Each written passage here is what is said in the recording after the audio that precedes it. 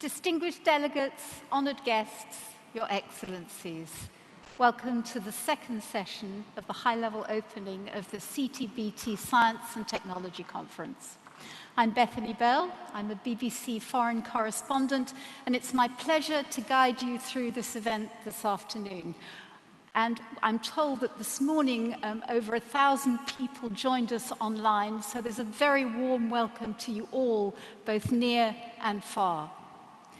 I'd also very much like to thank the musicians again, because they were actually playing the theme from Interstellar, which is of course highly appropriate for the tone of the discussions this afternoon.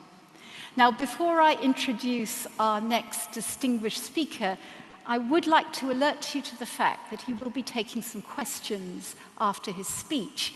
And if you would like to ask a question, we would ask you to put them online via the VSNT 2021 portal or by the mobile app. Because this is a hybrid digital cutting-edge event, we'd ask you to put your questions through that way, and then we will put to them after the speech. Honored guests, we currently stand at the brink of a new era, one in which artificial intelligence looks set to play an ever-increasing role. It has the potential to revolutionize our lives, and it may also be able to transform the monitoring and verification of nuclear explosions. It gives me great pleasure to introduce our next speaker, Dmitry Kuznetsov. He's a nuclear physicist. He graduated from Princeton, and after a decade in academia, he joined the US Federal Service at the National Nuclear Security Administration. He's a member of the Senior Executive Service and is also a visiting researcher at Yale. Dr. Kuznetsov currently serves as Deputy Undersecretary for Artificial Intelligence and Technology at the US Department of Energy. Dr. Kuznetsov, the screen is yours. Thank you very much. I hope everyone can hear me.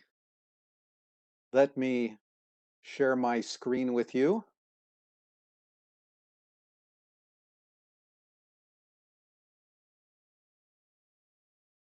Okay. All right. I'm assuming this is visible to you. So thank you again for the opportunity to be here. It is really a wonderful opportunity to speak to this community about the importance of artificial intelligence. I think seemingly a day is not complete if we don't somehow use AI in a sentence. And it's becoming so pervasive, I think we kind of lose track of what it is that's happening before our eyes. And so I want to tell you a little bit about this today. I want to stress that I am expressing my own views.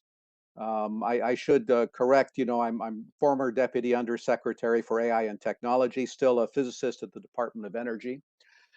I do want to thank the organizers, certainly Lassina Zerbo, Ellie Sarid, Ronan Lebras, Megan Slinkard for their help in setting this up. So, to get into this, I grew up in Silicon Valley and, during the growth. And I think at the time it was hard to see what was happening. It was hard to understand the transformation that was happening around me. Today, people write books about that moment in time. I believe what we're seeing today is bigger than that and perhaps more transformative. And because we're so embedded in it, it can be hard to understand what it means. And I hope to give you at least my view of how to put this in context and think about AI not as a nice to do thing, but a must do thing and why it's important. So I have some slides today. I think the message is simple, but I want to give you at least a framework of how to think about this. First, a little bit about my lens, because everyone has their own predisposition, their own bias. As a physicist who is now in government, I'm kind of framed by this thinking in how I approach AI. At the Department of Energy, which on reflection I call Department of Everything. It is an interesting collection of responsibilities where the name really doesn't reflect the kinds of things we do, and the breadth of what we can do. It's fundamentally a mission agency. We have to solve problems, often on schedules. We do have very tough requirements. We are responsible for the U.S. energy sector broadly. We have to protect it against natural and man-made events. We have cybersecurity responsibilities. You're certainly aware of our nuclear security roles. We have broad emergency preparedness and response functions. We are operational in that capacity. We have intelligence functions. We have a strategic petroleum reserve where we store about 700 million barrels of oil, along the Gulf Coast in salt domes. We have a loan program.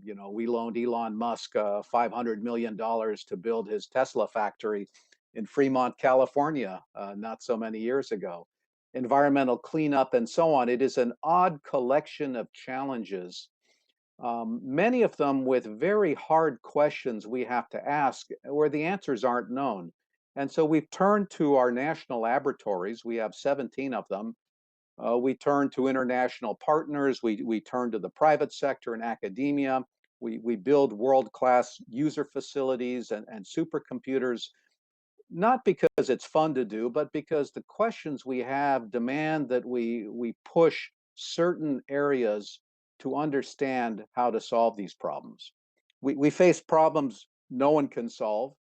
Um, if other people could solve it, we would be very happy to have those answers. It would solve a lot of things for us, and life would be 9 to 5, and it would be transactional. But unfortunately, a lot of the questions we face are hard, and we don't know how to answer them readily.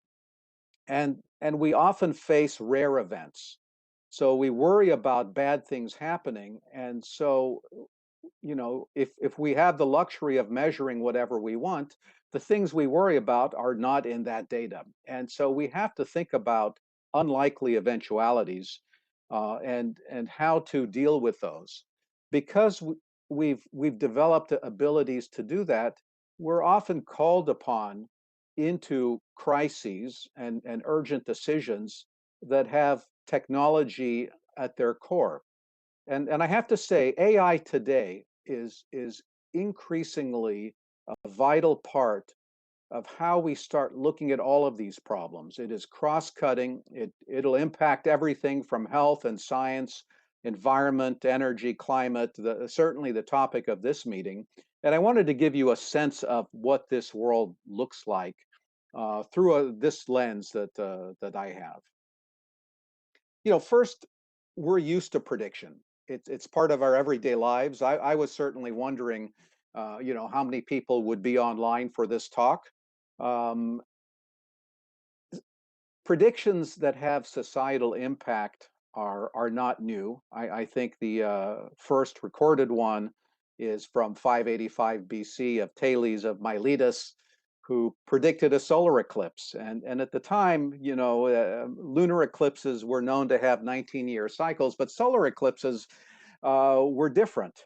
They happen in different parts of the Earth, different times, and so this was societally impactful because of the uh, importance people ascribe to stellar events, as vital to how they understood the world. These days, society as a whole is looking at predictions because of COVID, on whether we're going to go and eat out. Certainly the predictions told us I would be doing this remotely, and sadly not at the Hofburg Palace, which I would love to have been at.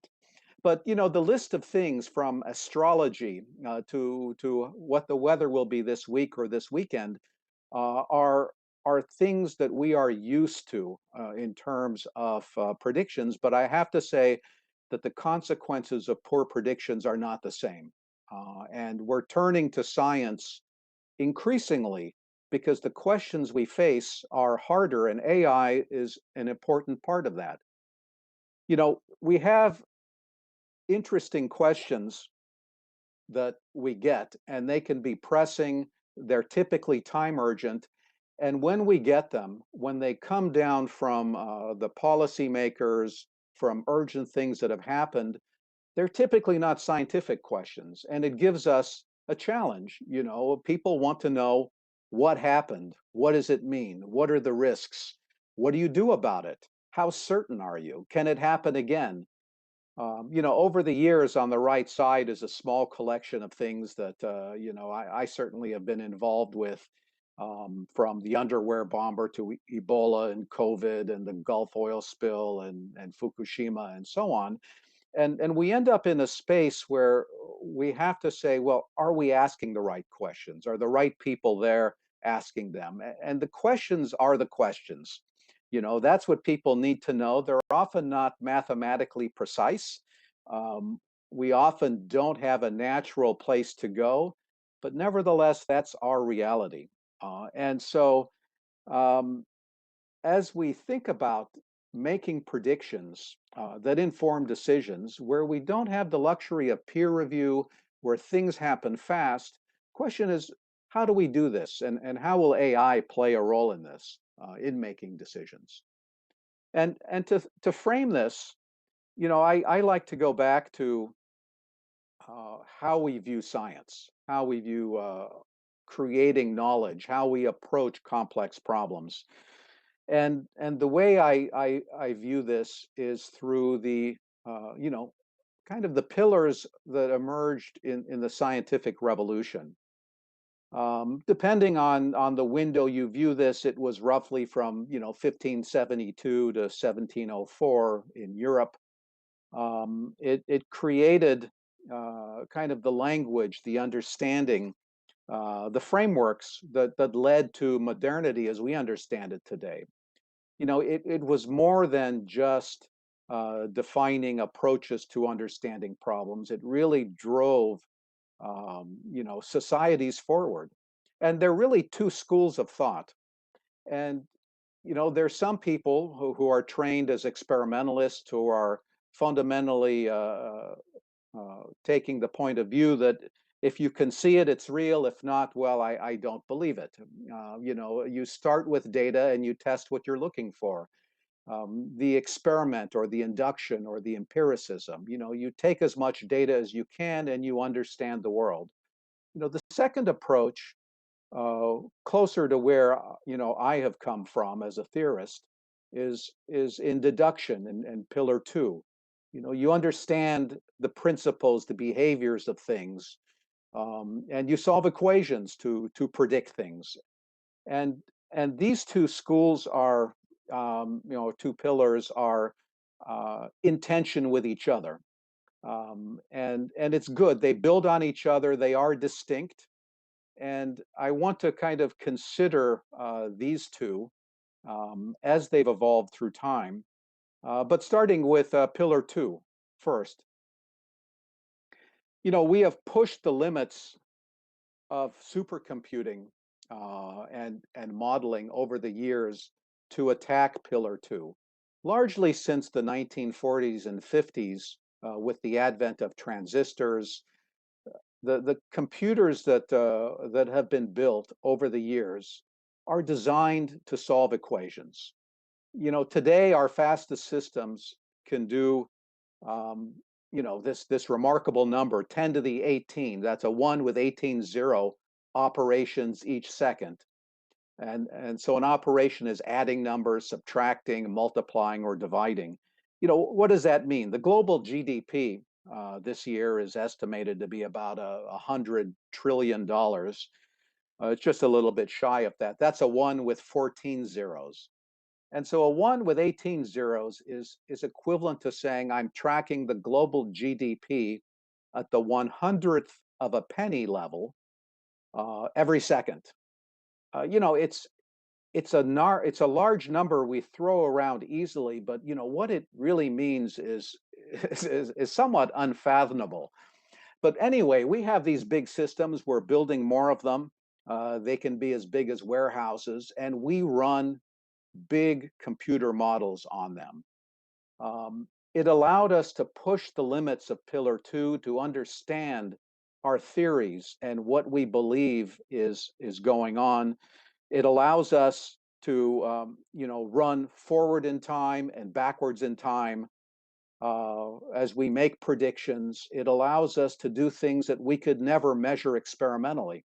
But it's built fundamentally on models and understanding theories as we aggregate them into some of the largest simulations anyone can do. We have to worry about whether anything coming out of these big computers is trustworthy, whether they're actionable. And I have to say, it's not a simple process, but we have defined ways to do that that involve people in the loop. It is not mathematics, it is people intensive. I have to say that if you want to make decisions from supercomputers, you have to have people in it at every stage, and you have to build it into the process. It's not an afterthought. But fundamentally, the challenge that we're seeing in supercomputing is we're reaching the limits of what it can do in the following sense. We try and take the understanding we get from the big supercomputers, and we try and compare them to experiment. But today we can get so much data, far more data than we can really comprehend as humans. And to be able to compare all of that to the vast amounts of data that come out of these massive supercomputers is something we don't know how to do. And that gap is only widening. So the computer architectures, the technologies that sprung out of Silicon Valley in the 40s and 50s and that we've been building for decades are tuned to Pillar 2. They're tuned to models. They're not tuned to the rich data world that we are starting to step into. And so as I think about the scientific revolution, as I think about that pillar, um, I put it in this way. What supercomputers have done, if they've let us take the pen and paper approach that we had until the 1950s, and they've let us take ever more complex models of the world and put them together, piece them together at many different scales, whether it's climate or models of physical things. Um, we can do things that we could have never done by hand. We can do big simulations to predict emergent behaviors that are no way possible in any other way, and do things beyond human capabilities in that way. And then we base decisions on that. And the computers have been developed for that purpose, um, but not to deal with the data that we face. So what about AI? You know, what is it? Again, it's something we use in every sentence, almost these days. It's not a thing. It's not a technology. It's I view it as a category of empowering ideas. It's still nascent. What it is tomorrow is not going to be what it is today. Um, some people take 50-year-old ideas, combine it with the latest approach that came off the presses yesterday, and they create things. And so if someone tells you um, these things are part of AI, and they give you a list of things, you should probably say, sure, why not? Because time will tell. Time will tell based on whether you can do anything qualitatively different than anyone could have done before. And so the door, I think, is wide open for what is AI. I think time, again, will eventually adjudicate this. On the right side of the slide, I have kind of the engineering list. As I think about it, as you look at what people work on, there is a list of things that make a lot of sense. It starts with, where does data come from? You have to ingest it somehow. You have to have something measuring something, and you have to do something, send it somewhere. And so the data ingestion, the sensors are the front part of AI. Once you have a lot of data, the question is what's in there? What do you do with it? How do you understand the content of that data? That's called learning. If you've learned something, you have no idea whether it's actionable. You don't know how to decide or prove what you have there. It's an entirely different set of skills and questions on how you decide from data. There's the issue of robotics and automation, autonomous systems, cars, vehicles, the human AI interface. How do we work with it? AI typically lives in rich data environments. And really anything that touches data can be part of that list. As a scientist, you look beyond that and and there are interesting questions there. Well, what does intelligence really mean? Is there something here having to do with cognition or consciousness or intelligence? And there are deeper questions there, but that's separate. And it might be that this is not a subset of the list above. And I think that's open for debate today. But it is an interesting question. So, in practical terms, what does AI try to do? Well, the human brain and just a few characteristics. We can multitask. As many of you are doing right now, you're probably thinking about several things, not just focusing on what I'm saying or looking at the slides. You might be wondering what's happening this afternoon or the weather or plans this evening. So you can multitask. We can learn, we can adapt to different situations, we can process context. If our neurons misfire, we're fault tolerant. We can tolerate a fair amount of things going wrong to still understand and process through the brain. It's very low energy. And AI really works to try and develop any technologies that can possess some or all of these characteristics. And a lot of what people do today are already commodity. You can do them with open source tools. Kids are doing them in high school. Basic image recognition of humans, of animals, of objects, speech recognition, translation, text to speech, creating the waveforms of text. AI can create music, it can draw art. And so there are a lot of things that are really just technologies today that are getting better every day, but it's the reality we're in today. And the basic approach we have is to create a model from data. We train, so to speak, our system, which usually takes a tremendous amount of computing, which means we take a lot of data and we create a model. We learn as much as we can from that data, and creating that model as a simpler representation of the data is the goal. And once we have that model, it is easier to use because it is a simpler representation, and then we can take that and it's far more portable. And so the second phase is taking that and applying it, and that's called inference. And those are basically some of the key words that you encounter today. And just to kind of remind you of commodity, what is happening already today that is common, the Skype translator. So if you wanted to simultaneously talk in more than 60 languages, that already has existed for a couple of years. It does simultaneous video translation for you in many languages. You'll get fraud notifications. The AI is working there to detect anomalies and notify you. You can take a picture of a beach or a forest or of something, and you can send it. You can apply a geolocating application, and it'll tell you its best guess on where in the world that was taken. Facial recognition is pervasive. You can colorize films. We have a lot of these automated systems in our homes these days, or we use them on our portable devices. Navigation is expected. If we don't have a good navigation tool that steers us away from traffic, we're already disappointed, and so on. There have been remarkable progress in how AI plays games against the best humans, including games of strategy and games of bluffing like poker. And so it has taken root in very narrow places where the data is well defined, where you can box in the problem and understand how to learn from it in a structured way. So it's kind of a narrow way that one can apply AI, but it has found broad application. I should say a few words about deep learning because we use it quite often. It is a subset of AI. It is inspired about the neural networks that you create.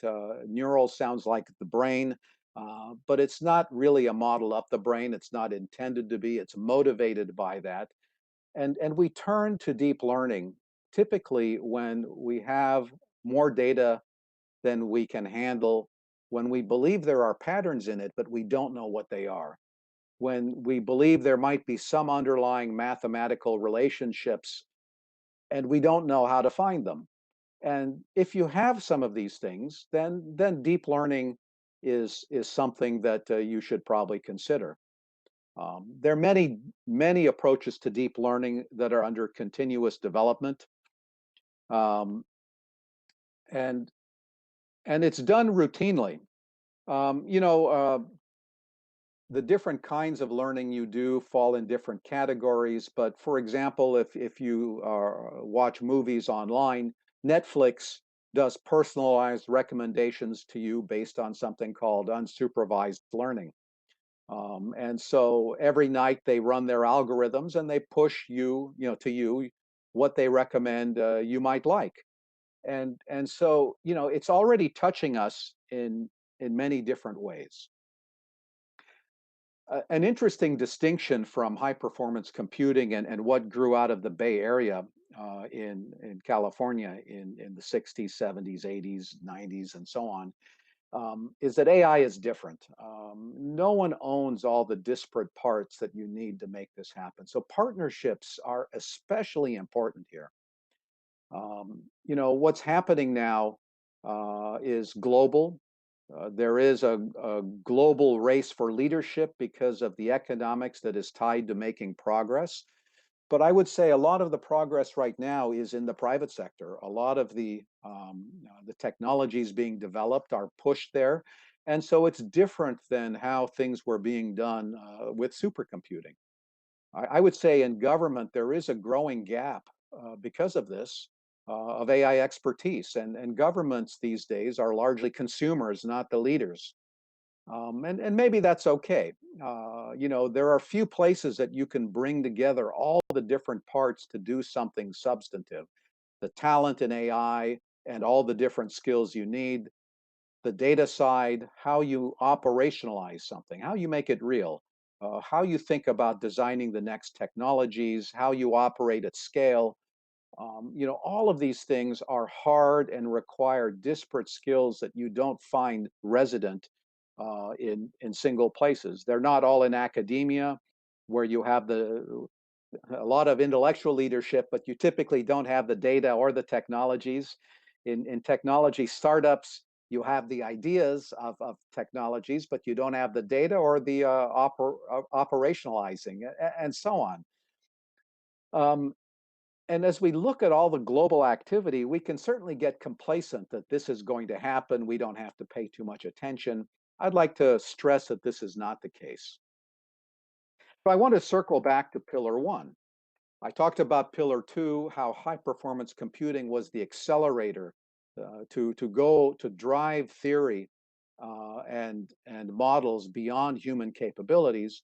AI is the counterpart for Pillar 1 in my view. Using data, sensor storage, and even AI chips these days, AI and machine learning tools enable exploration of things at scales well beyond what humans can do. So it is the accelerator for Pillar 1. It is meant for extracting understanding in big data, just as modeling and pushing the limits of big simulation has been for theory. It allows us to do things we could have never imagined before.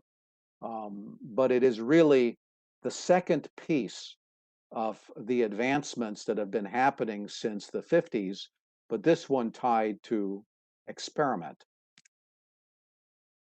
What can it do beyond the mundane things today that we've gotten used to? There are places globally that are pushing to develop artificial intelligence in the science fiction sense. And these are pretty exciting. There's one in China. There's certainly a couple in the U.S. with two at Google. There's OpenAI. Um, I just want to stay a couple of these. OpenAI is an interesting one because they've learned from massive amounts of data, and you can look online at their data sets, but they absorb everything that they can in terms of information, and you can do interesting things there. Just to give you a sense, I was reading the other day about a conversation between historical figures that someone was recounting. You can create chats because they've consumed the data and information on different figures. They can recreate based on that how people would respond to questions. And so they set up a conversation between two historical figures, and then it was interrupted by Harry Potter, a fictional figure, just because you can absorb all of that literature as well. Um, the OpenAI model, the GPT-3, can write computer codes. If you ask it a question, or if you ask it to write something, it can write you a computer code to solve that problem. In the same way that we're used to autocomplete in text, in being able to stop, to complete sentences, you can complete images. You can give a fragment of an image, and it will autocomplete the rest of the image for you. It can write music based on a few chords or create fiction in the style of an author that you want. So these things are happening today as people try and push the limits of cognition. They don't claim to be close to that, but at least these are frontier things. And just this month, the Chinese announced currently the world's largest AI model, Wu Dao 2.0, which is fascinating. It can do many things including generate prose. So not just text, but prose that is indiscernible from human composed prose in English or in Chinese characters. And they've even created a virtual student that learns, that posts online, that can write poetry, create text summaries, paint, do questions and answers. And this student will be going to school and it'll learn. And so there's some remarkable things happening right now that we should be paying attention to. Let me keep an eye on the time here. And so, some advice. It seems like a lot, but I would say don't worry about the details. It's changing fast. The approaches change every day. Some of it looks like black magic in terms of how people piece together models. I don't think we care about those at the high level. The question is, what can you do that's different, and how do we think about the big problems we should be attacking? Um, there is a remarkable transformation going on with AI chips today. You don't have to be a big chip maker anymore. What people are doing, is taking these neural network, these deep learning approaches that people have written in terms of complex algorithms, and they're putting them on chips. And so you will have image recognition chips. So don't worry about the details because before you know it, there will be hardware that does exactly what was, in all of the algorithms that people were writing, and then we will have things built from those. And so it will change in ways that are simply hard to imagine. You should be thinking, however, about data, how being deliberate about what you save, how do you curate it, the use cases you intend, with an eye not on just how people use data today, but how they will use it tomorrow, and be flexible for that. It's not a passing fad. It is foundational to pillar one, that is, several centuries old, and it will change how we do discovery. And I would say that perhaps the 1950 to 2050 timeframe might be the technology next step of the scientific revolution. From 1572 to 1704, we developed as a society ways to think and push science that led to the modern age and the industrial revolution and where we are today. But it was done pen to paper. 1950 to perhaps 2050, because that's a point in time where the Japanese moonshot, which is fascinating, hopes to get to society 5.0. But it could be that this time frame is the technology accelerator that takes pillars one and two, experiment and theory, and pushes it far beyond human capabilities to do things that we just couldn't imagine. People worry about AI and robots. Is AI going to take over the world? I, I would like to say I don't worry about that. Um, it's already happening. Uh, we've already let it in, and I think back to February 5th, 2018, when the machines that do the trading on the New York stock market were making decisions to buy and sell, and it triggered the massive sell-off, and the Dow Jones sinking almost 5%, which spread around the globe. Today, AI is used in many places in learning and prediction. And so pillars one and two are already embedded in decisions that are pervasive. And we still control this, but we push it sometimes into places to automate to make life easier. We should be sensitive to that, but it won't happen as a surprise because we've been doing this already for some years. So, to summarize those points, and as I look at the time, there are two approaches that stemmed from the scientific revolution: theory and experiment. It was pen to paper for centuries until 1950s to today, where we have those two lines, which are now being automated in ways that are remarkable, and they're converging. As you bring data into simulation and simulation into data, as these technology merge, a lot of the questions we care about sit at the nexus of these two. And this is where we're going to be going. And so you can't ignore and hope to be on the sidelines. The languages, the approaches are all emergent. And if you want to stay in this technology world and do leadership things in science, you have to be rooted in this, but with the long view of what it means in this context. I would say I'll just pass on this. Like people, AI is fragile. The slides are available if you want, but I would just say, since I talk sometimes a little too long, um, uh, you can fool people, so you can certainly fool AI. When we get to a place that we can trust it, it's still down the road. There's a lot of work to be done. So, if you're suspicious, you should be suspicious. It's going to take a while. This is also just a quick throwaway slide. Across the department, within our missions, you can point anywhere and you see, okay, these are places where we have data, where we have risk, where we have challenges. This is a place where I could ask questions again on how we could think about these differently and how AI could help. And it can help with all of these, from detection to learning to action to robotics and automation. And so it's going to touch us everywhere, and it will disrupt everything. And it's better to be part of that than on the sidelines. There is a theme this week, theme 3.6. I do want to thank Angela Sheffield for helping pull this together. The department is involved certainly in the area of the topic of this meeting. And I would say for more details on the kinds of things that are being done, please have a look at these, talk with these. Angela is certainly available online too.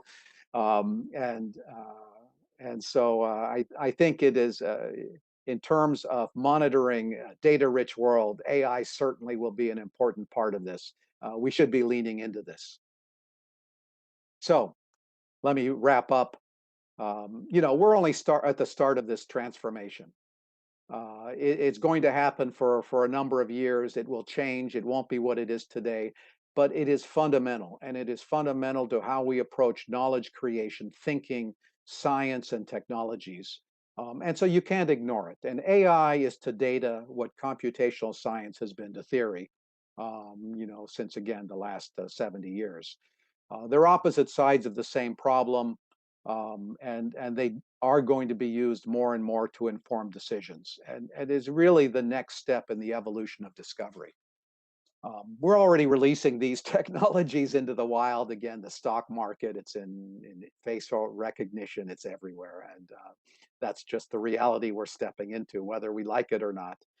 You don't need to know how it works, but you should be asking the right questions. And I think we have to challenge ourselves in asking hard questions to see, can we do something that is different?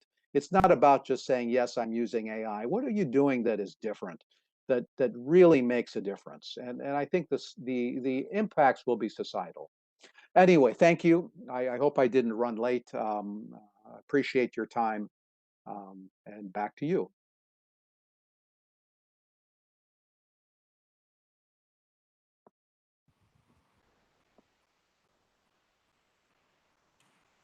Thank you so much, Dmitry Kuznetsov, for that very, very enlightening talk. We have time for just a couple of questions. The first one, are we giving machines too much control? You know, that's a great question. We are giving machines as much control as we choose to. And in some cases, it could be a lot.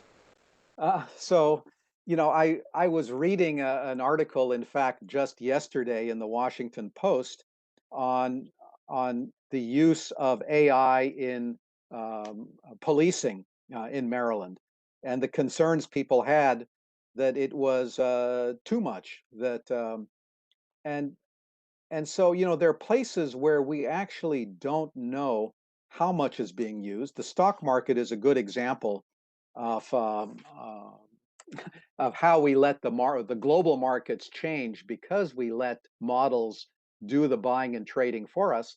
But to get out of that and go back to the human controlled one doesn't make sense either because of the speed of the markets. And so there are going to be places where we just want it and we accept the risk. And so I don't believe it's going to get away from us wildly, but there will be consequences to how aggressively we use it. And I think we're going to learn. And so, yes, we have to be careful. Um, can we avoid it? I don't know. Um, but we should keep paying attention to it.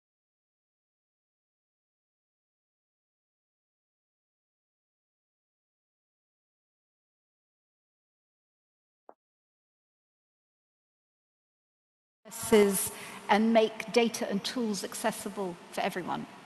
Could you repeat the first part? I couldn't hear. How could you speak about the ethical use of AI? You know, this is a really important question. It's important because how we've been trained scientifically to use technologies is really rooted in how computing has emerged over the past 70 years.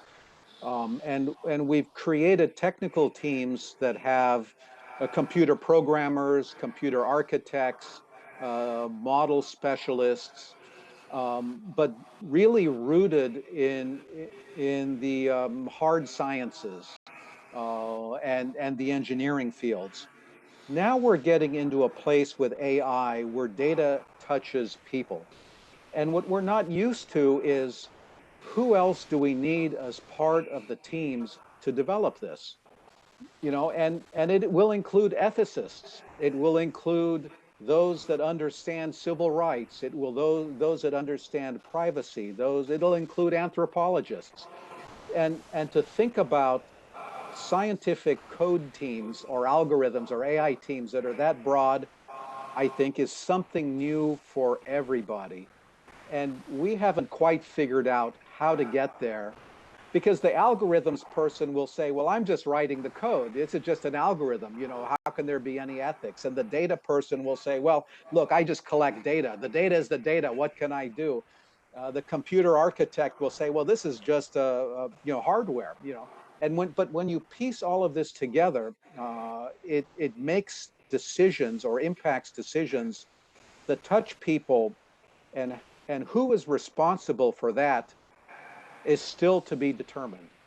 And we have to take a breath and step back and broaden the definition of how we approach doing science in this way. And I think it's unnatural for many. But you're exactly right. We cannot drop the ball on ethics or bias or privacy or many of these complex issues that are not evident from any of the components, but emerge after you've done something. And being able uh, to keep your fingers on the pulse of those technology developments will take trial and error too. And but you'll have to have the right diversity of thought engaged, or you'll end up doing something you'll regret. We have time for just one more question, and if I could ask a brief answer. Um, AI can be quite mysterious. So how do scientists explain it more widely, especially given that the processes can be quite opaque? The processes don't matter. And you said brief, so it's hard to do brief for me, but I will try. Look, it's about asking what is in the data. What is there? We measure a lot of things. You look at your emails. I don't know how many unopened emails you have in your inbox. I know I have thousands and thousands. I'm sure you have more. What's in there? There are many places we're inundated with data, and you can ask, what is the content? What are the salient things in that data? What should I be paying attention to that I've missed? We can't do that as humans. AI is the enabler to sort through data to help us understand what it is we're missing or what is relevant. And it's nothing more than that. It is how we go through more data than humans can comprehend. Thank you very much indeed for this very, very enlightening session. I'd like to thank Dmitry Kuznetsov for his very, very interesting remarks. Thank you very much, ladies and My gentlemen. pleasure. We have now a short break, another musical interlude, and our next panel on outer space will begin shortly.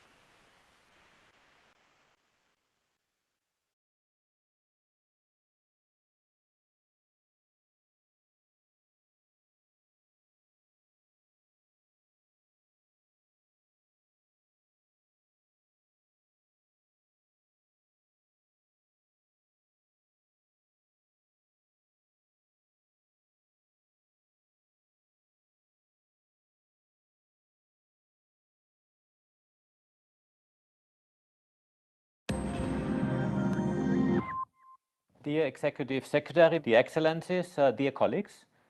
I congratulate the Preparatory Commission for the Comprehensive Nuclear Test Ban Treaty on its 25th anniversary of the opening for signature that started in 1996. It is a pleasure to deliver a keynote at this occasion of the 6th Science and Technology Conference, focusing on the monitoring of our planet and the similarities which ESA and CTBTO face in their daily tasks for a safer future of our societies. Over 2,000 nuclear tests have been carried out between 1945 and 1996, and these tests caused tremendous damage and pollution. Many nations and regions will suffer from the long-lasting damaging effects. As a geophysicist myself, I recognize lots of similarities between the harm caused by nuclear tests and the pollution and damages space agencies observe every day with their fleets of advanced Earth observation satellites. CTBTO and the European Space Agency constantly monitor our planet. The verification regime of CTBTO ensures that no nuclear explosion goes undetected. With seismic, hydroacoustic, infrasound, and radionuclide detectors, you observe the planet to monitor signs of nuclear explosions. In space, we use remote sensing technologies over an extensive frequency range to detect and monitor damages caused by human activities and changes of our environment. By producing a series of images over a period of time, Earth observation satellites, such as the Copernicus Sentinel fleet, can help reconstruct a sequence of events. High-resolution images can be used for investigating specific phenomena with a narrow field of vision during the specific time frame. Low-resolution imagery is better at depicting regional phenomena that may require more systematic and repetitive collection. Earth observation reduces the cost of monitoring and makes reporting manageable, affordable, and sustainable. Like CTBTO's verification regime uses on-site inspections, space agencies use, how we call it, terrestrial in situ observations. They are key to verify the observations made by instruments on board of satellites. Earth observation from space relies on constant innovation and verification to enhance the capabilities of our monitoring systems. Similar to CTBTO, space agencies are confronted with a tremendous amount of data that our satellites produce. It is a key task to transform this data into valuable information that allows decision makers to decide on facts and to draw the right conclusions. Our common task is therefore to enhance transparency. Let me provide some examples that illustrate the scientific and technological advancements we made in monitoring our planet. And now I'm switching to a few slides to explain a bit in some pictures what we do in Earth observation and how we are taking the pulse of our planet from satellites. But first, let me just say a very few words on ESA, the European Space Agency, who we are and what we do. And you see a few key figures here of the European Space Agency. We have 22 member states. We have a workforce of about 5,500 people, a budget of 6.5 billion, and we are pushing the frontiers of technology every single day to build the best satellites, the best rockets we can build since our creation in 1975. The budget of ESA, I mentioned, is 6.5 billion, is coming to the majority from member states. 2/3 are from our member states, 67% to be accurate, come from various countries, and the advantage our countries have is they can subscribe to activities as they like. We call it optional programs. If a country wants to put money into an optional program, they put a lot of money, or they can also not participate at all. And this flexibility allows us to really tailor-make programs according to the priorities of member states and, of course, depending on their financial possibilities.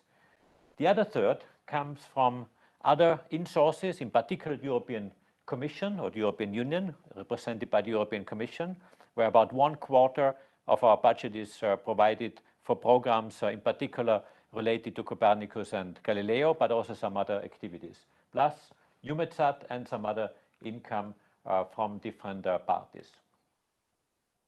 But let me come to Earth observation. And what you see here is a very busy chart.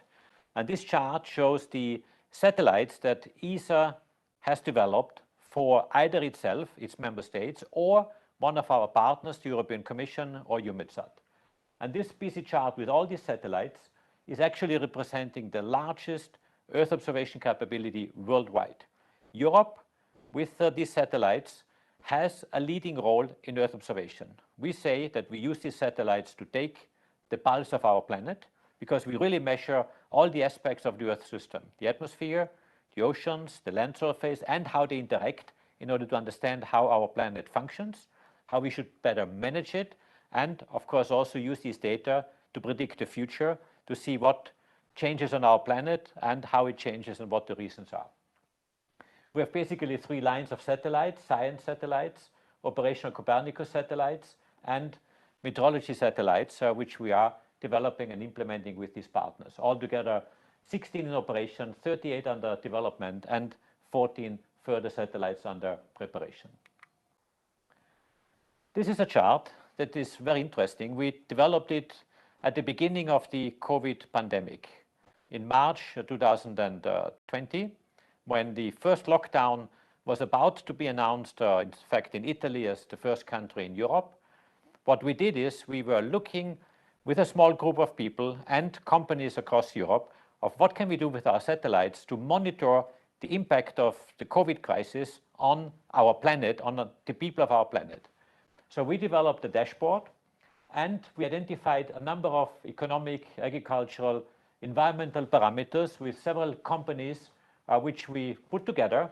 And within a very short period of time, because in crisis times you need to act fast, within a very few weeks we put this dashboard together and showed how agricultural production is changing, how economic parameters are changing. For example, how many cars are on factories or not on factories because they cannot go, the factories may be closed. How much production of wheat, how much production of asparagus or other agricultural crops is taking place or not because of the pandemic crisis.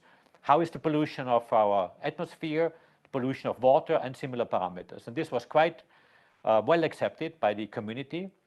It was developed in Europe, but in the second phase we invited NASA and the Japanese space agency JAXA to participate, and they became partners of this global charter which we have then developed and which we are still developing and feeding every day with new information and new parameters. And let me show some of these examples. This is one which shows air pollution, in this case through NO2 concentration. NO2 is a gas that is emitted by factories and cars, first and foremost. And what you see here in dark red is high pollution in the year 2019, compared to much lower pollution, 50% lower in most regions in Europe during the lockdown, during the time of the crisis, which of course everyone knows. During the pandemic, the pollution was lower because there's less traffic, less industry, and therefore the quality of air was much higher. We could see it ourselves, and this is as we see it from satellites. Of course, now, if you take the same image in 2021, unfortunately, we're going back to the same values of 2019 because industry and traffic has been picked up again.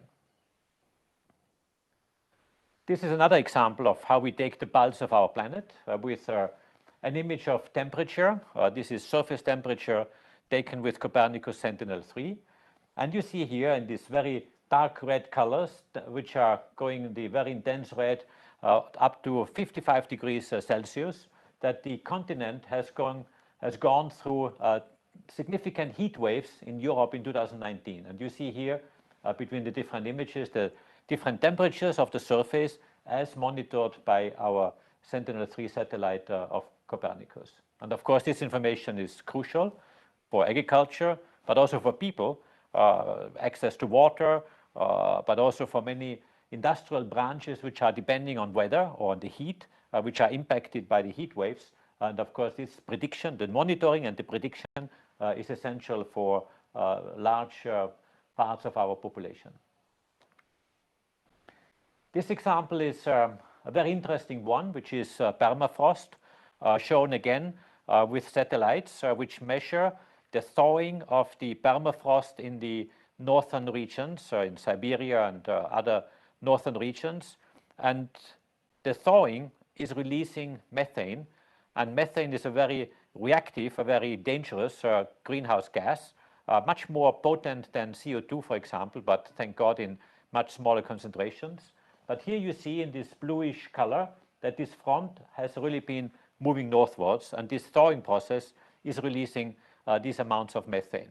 Some scientists call this a ticking time bomb, because if this methane is released even faster and even further, this may really change our climate even faster, and global warming may proceed even faster than we know it today. And this, of course, could be very damaging for our global change, for our planet as a whole, including some areas being really affected severely by global warming.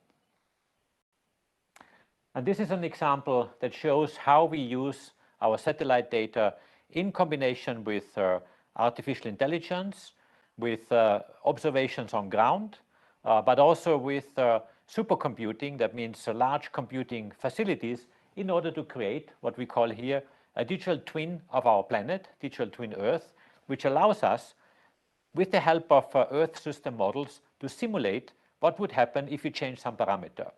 We are creating with this system what we call what-if scenarios. So what would happen if you change a parameter? What happens if you deforest the Amazon forest much faster? What happens if you change diesel cars into electric cars? What happens if you change one agricultural system for another in terms of impact on climate, impact on the people, impact on sea level rise, impact on the economy, and so on. So really putting all this information together, modeling the aspects, you can simulate some impacts on our planet. And this, of course, is extremely important for decision makers, but also for every single citizen, in order to better understand how our planet changes and how we can make good decisions to avoid that our planet is damaged too much in order to make it livable for all of us in the future. And with this, I really would like to thank you for your attention.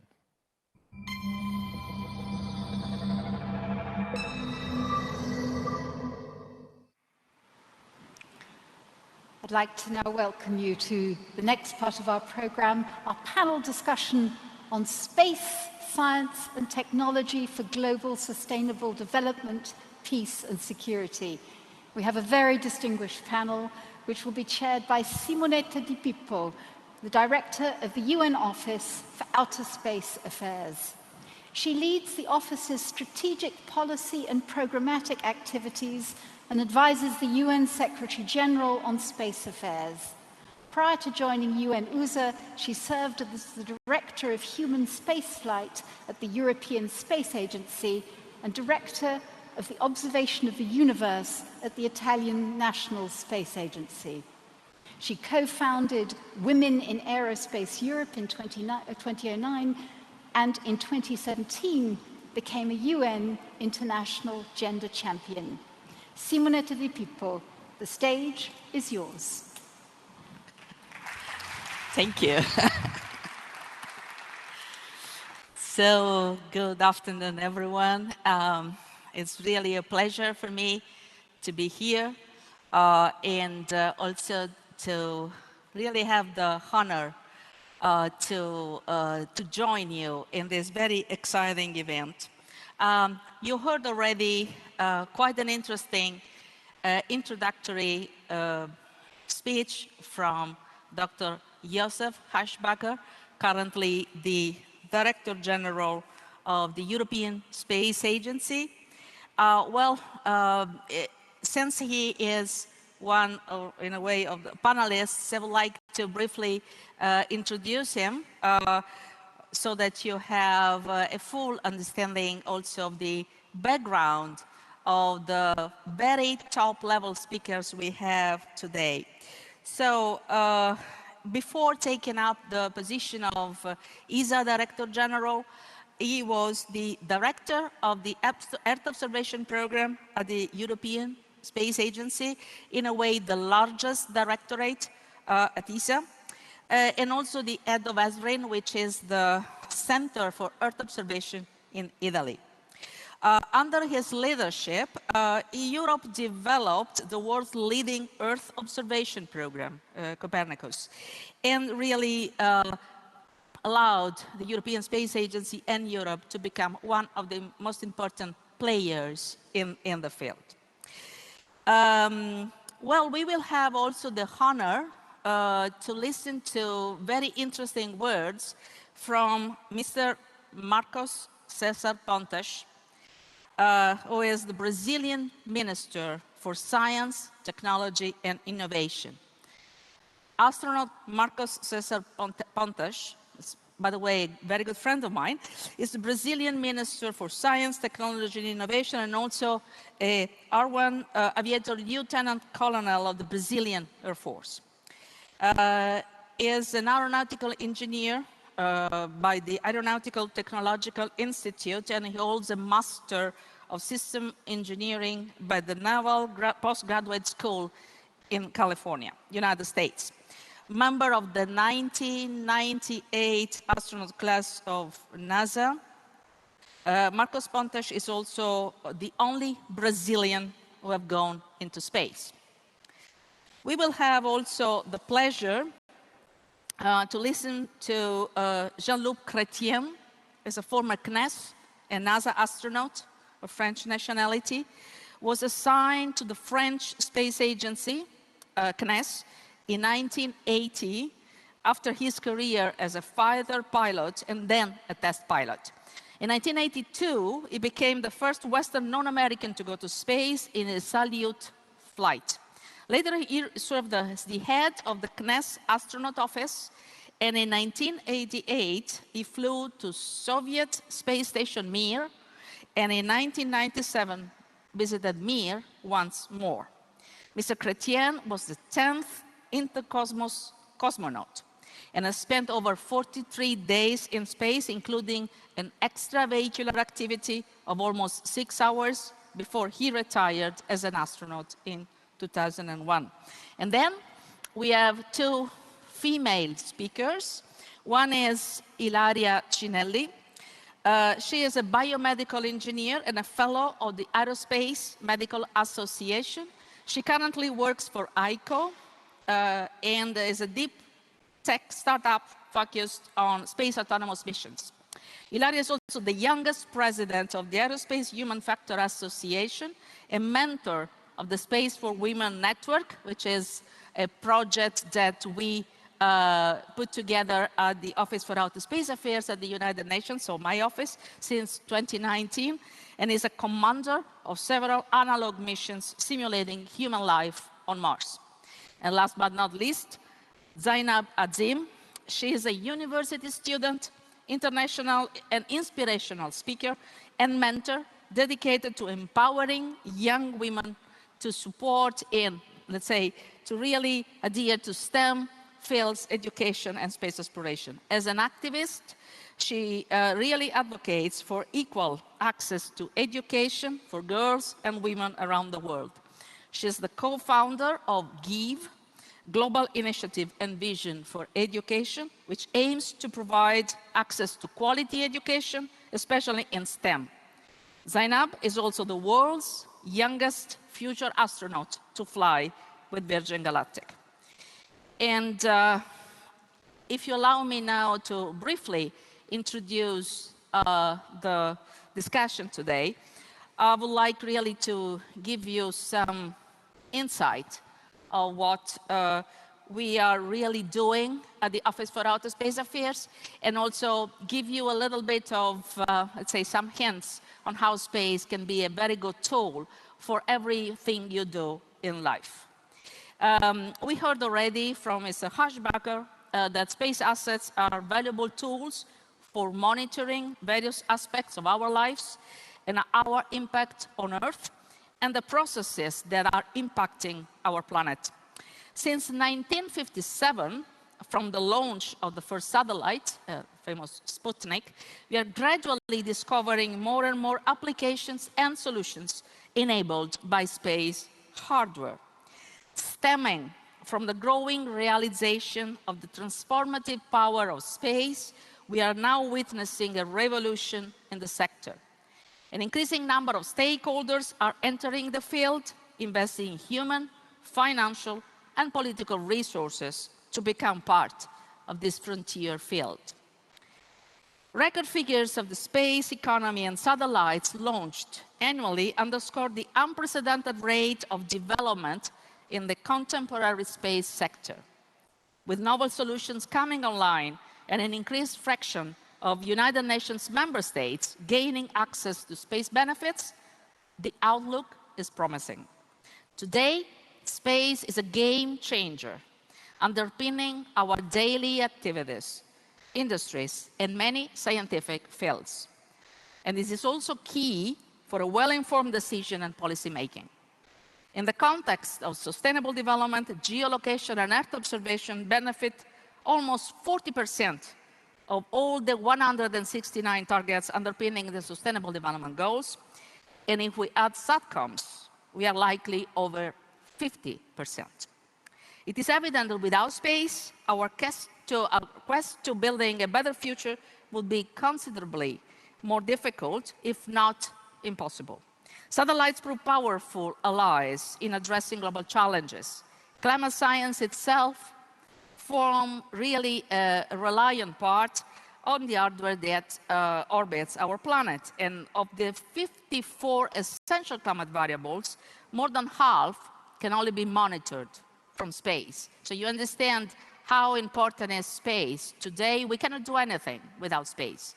We cannot look at sustainable development. We cannot develop an economy. We cannot think about the post-COVID-19 pandemic. We cannot monitor the essential climate variables. We cannot do anything. Well, the understanding of the Earth would be largely incomplete without space activities, and we would be essentially blind to many of the changes that are occurring to the different spheres of our planet. Climate action also draws considerable benefits through our activities in this frontier environment, as many conclusions and evidence can be built in the decision and policy making around mitigation, adaptation, and resilience, and I would say also science. Precision farming is a great example. It combines a variety of tech, including remote sensing and geolocation, allowing for the creation of maps by measuring crop yield, evapotranspiration, topography, vegetation health, and so much more. And again, this is just one out of, let's say, thousands of examples. Translating these insights into knowledge can facilitate the decision-making for administrating water, pesticides, herbicides at the right time, and with an appropriate quantity. This can improve crop production while preserving soil quality and reducing harmful impacts on the environment. And at the same time, it enables farmers to save time and reduce fuel use as agricultural practices become more efficient. Managing disasters, another field, is another area in which satellites prove irreplaceable. The key to success in addressing disaster hazards is quick and effective early response, and in turn requires the right information available at the right place and at the right time. Satellites help us identify disaster-prone and safe areas, enable early warnings, facilitate search and rescue operations, and delivery of humanitarian aid, assess damages, or provide reliable communication tools. To quantify my argument, over 70%, and in some countries more than 90%, of the data used in numerical weather prediction models depend on satellite measurements. I think this gives a solid basis for appreciating the critical role space assets truly play. I could continue for a few hours. I'm not doing so don't worry, talking about the benefits that space enables for decisions and policies authorities across the world. But while the awareness of the immense potential of space assets grows, universal access to space benefits remains far from reality. Stakeholders and individuals globally are ill-equipped to make the best use of space science and technology data services and applications. It is up to us, the space community, to make sure we are as vocal as possible about the necessity of space assets for building a better tomorrow. At the same time, it is our responsibility to exercise solidarity and help nations and their citizens to become emerging space nations so that down the road they can become independent users of space benefits for addressing their local and national challenges. The United Nations Office for Outer Space Affairs, building an inclusive space sector, is at the core of our mandate. We strive to make the benefits of space accessible to everyone, everywhere. Through our capacity building activities, we are making a real difference. With the support of established space stakeholders, we help countries develop entry-level technological capabilities and scale up knowledge in relevant areas. Just last week, under the CTBTO program, a joint effort between the Office for Outer Space Affairs and the Japan Aerospace Exploration Agency, we had another reason to celebrate. With our support, Mauritius launched its first ever satellite. In the past, Kenya and Guatemala achieved the same feat just in the last 3 years.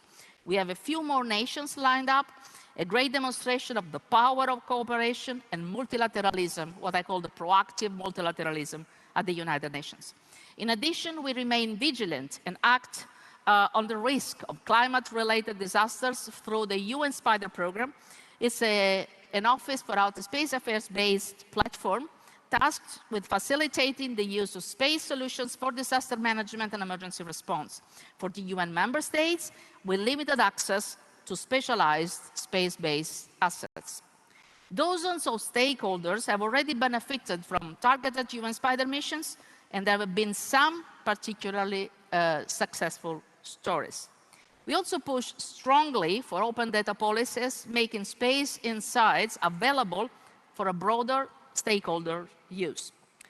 In this context, I cherish the approach undertaken by the CTBTO with the data collected by the International Monitoring System. The open and free access to its data for CTBT state signatories is invaluable for the scientific and technological community. The constant monitoring of our planet by the IMS allows for data that are often unique and underpin a range of civil and scientific applications. Climate, oceanic, and atmospheric science, disaster risk reduction, or even wildlife monitoring. The range of benefits enabled by IMS data is astonishing. And in this context, satellites are again critical, as they are one of the main components of the global communication infrastructure developed to provide a functioning communication system for the timely, reliable, and accurate transmission of data and data bulletins. The interplay of different fields underscores the power of science in establishing the CTBT. It has been at the core of developing this regime since the early stages.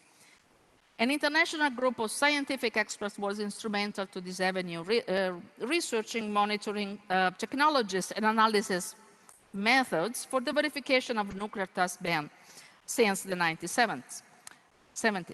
With more and more ambitious experiments to test their concepts, the progress eventually led to the creation of the International Data Center. I'm making this parallelism because there is a lot in common between what CTBT did and what we are trying to do at the Office for Outer Space Affairs. So I'm learning from our good friend, my good friend, Sina Zerbo. And clearly, they understood the power, we understood the power of data and information, assigning utmost importance to accessibility and interoperability, which is also one of the key avenues that we are taking at the Office for Outer Space Affairs, in particular when we integrate space technologies. And in fact, we believe that we need to follow this lead in developing rules, procedures, laws, and taking decisions on a range of issues. Science must be at the center. I'm really fully convinced about that. We cannot repeat the tragedy of the COVID-19 pandemic nor the climate crisis. Again, science at the center. Scientists have been vocal about all these issues, always. Yet it was overlooked. And as we still witness a strong appetite for ignoring or even undermining scientific efforts, it is time to act. We must do all in our power to move humanity to a knowledge-based society. Otherwise, we will sooner or later face doom or ill-informed decisions, and we cannot afford it. To close, I would like to congratulate CTBT for its 25th anniversary and for all the work that has been done. I wish you all the best for the next 25 years and beyond.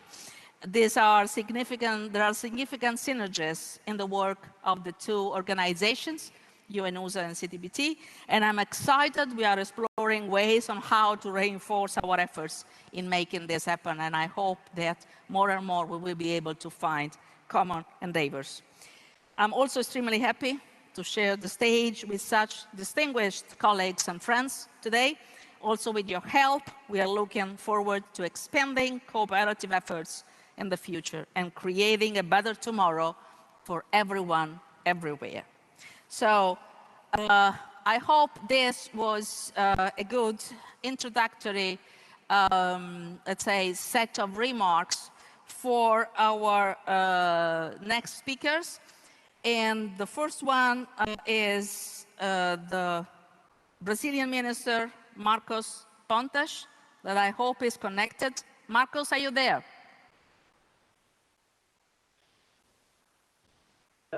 Yes. Oh, good. thank you very much. Thank Please. you very much. Well, first of all, I'd like to thank Mr. Placina Zirgo and my friend, Mrs. Simonetta Di Pippo, for inviting me and coordinating this panel. Thank you very much. It's really, really important. But before talking about space applications, I'd like to emphasize the importance of the 25th anniversary of the opening for signing of the Comprehensive Nuclear Test Ban Treaty. Really important to have peace on our beautiful blue spacecraft that we call Earth.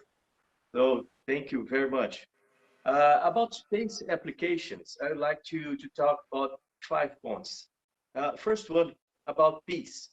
When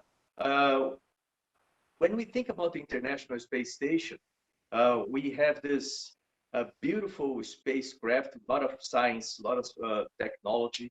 But one point for me, which is really important, and I'm sure my friend Jean-Luc Chrétien is very good seeing you here too. When we think about the International Space Station, the international part is what called my attention the most. Why? Because there we have people from different cultures, different backgrounds, different religions, different races, and we are all working together to solve or to bring solutions to big problems for humanity on this planet. And this is really important because when you have a problem, of course, you have to look at that problem from different perspectives. And by using diversity, using different cultures, we have a better approach to solve that problem. And this, what I think is the most important part of the international side of the International Space Station.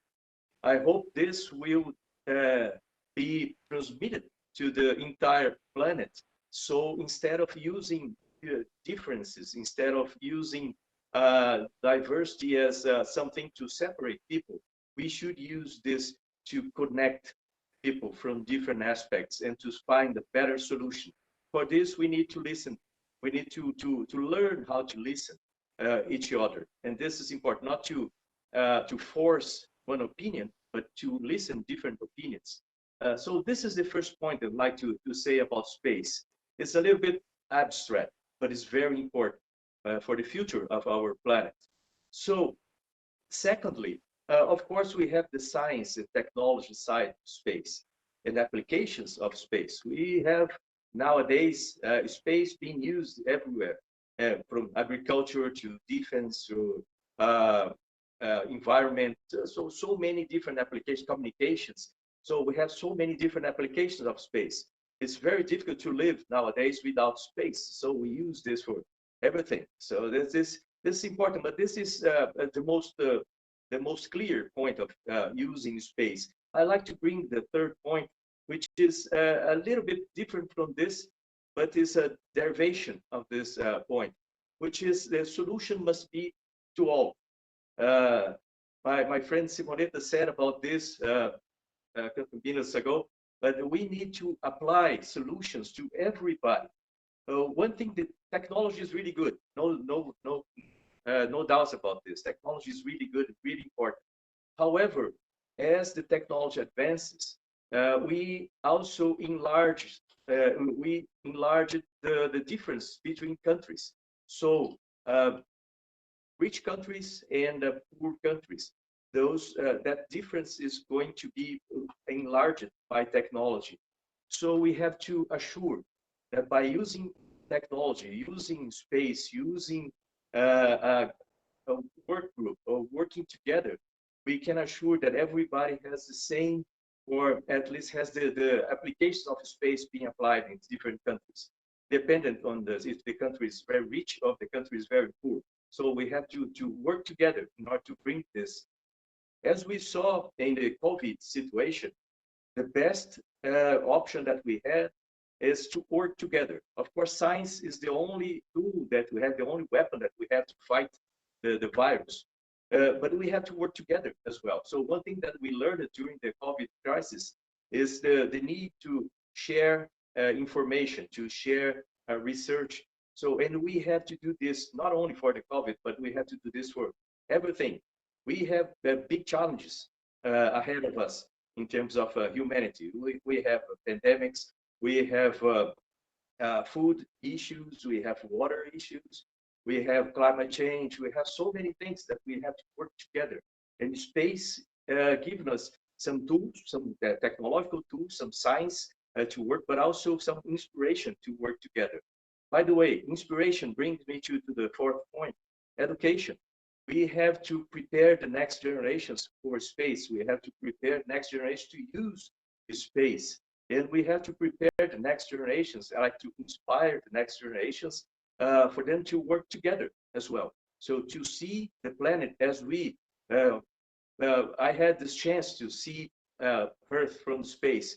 I'm sure Jean-Luc can say the same thing. When we see Earth from space, it's different, something alive, and we see no borders, we see no difference between people, and we have to bring this to the classroom for the kids. They have to grow up in a planet, on a planet that works together. So, and the fifth point and the last point I have here is about problems, issues that we have to solve in space. As we have more and more satellites, have more and more systems in space, we have to regulate this. We have to find ways to get rid of the debris that are there already, and also to have ways to work together as we have more and more equipment there. Also, we have to assure that we use space in a peaceful way. We have to use in a peaceful way everything that we do in space. Also, as we have more and more private companies going to space, we need to assure this market will be kind of balanced between among the countries and other regulation tools.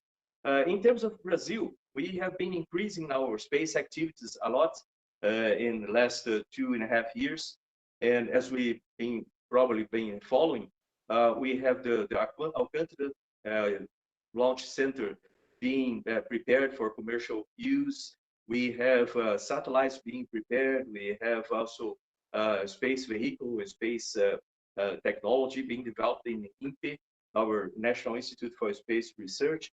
Also, we agreed and we joined Artemis program, NASA Artemis programs. Also, our Brazilian Space Agency has joined to the International Space Exploration Coordination Group, which is really important.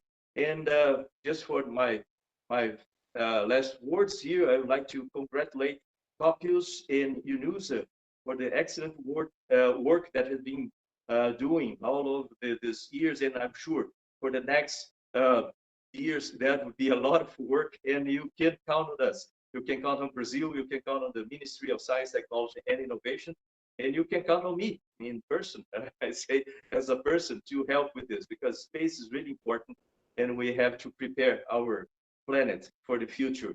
beautiful future that we have ahead. But we have to work together in order to get this. So thank you very much. And I hope we have a pretty good discussion in front of us in next minutes. Thank you. Really, thank you very much for this very interesting speech. I also have to say that I have a couple of questions prepared, but if you allow me, I'll derail a little bit. I know that on top of all the things that you are doing, you're really an advocate for STEM education and for really bringing students to space, to innovation, to research, science. How do you believe that this flourishing of space activities can really bring new students towards the STEM field? Can this, in your opinion, help to build a better future or a better world? Let me ask you this. As you start speaking, I lost your signal here, so I didn't hear anything you said. I'm sorry. Well, no, Marcos, I was just mentioning that even if I had some prepared questions, I wanted to derail a little bit, and knowing your interest in STEM education and the importance of kids really studying space, science, doing research, innovation, etc. How do you feel that space and science in general can help, in particular for, let's say, for the future to build a better world, the world we really want, trying to also cope with the challenges that we face as humanity? Oh, thank you. Thank you for this question. As you know, I love this subject. So although I work in the Ministry of Science, Technology, and Innovation, I got education, especially for the kids, in a lot of consideration here in this ministry. And we have programs like outreach programs that we work and we use astronautics, we use astronomy that inside the schools, so we can inspire kids for not only for the space activities, but also for any career, because they become curious about the science, they become curious about everything. And so they get better in school, in any subject. So we use that here a lot. And this is one of the applications that I see from the space. Also, by having young people, like I have here our friends, Sinelli, Mrs. Sinelli and Mrs. Azim, that can inspire kids, inspire the new generations, like we've been doing and we're trying to do as astronauts, myself and Jean-Luc. We're trying to bring kids to understand the importance of seeing the Earth from a different perspective. That this is not a place that is separate among countries. We have just one spacecraft.